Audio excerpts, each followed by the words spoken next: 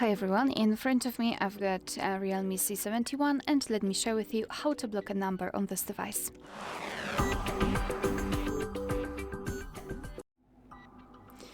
So let's start with opening your contact list.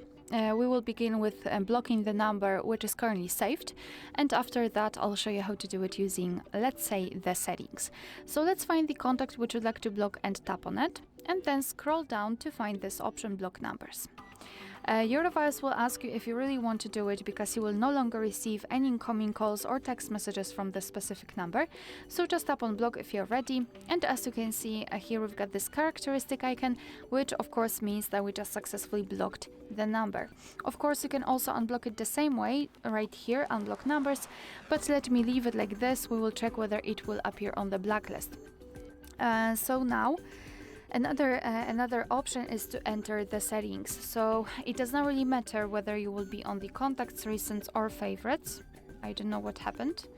Let me go back quickly. Simply tap on this three dots icon in the right upper corner and tap on the settings.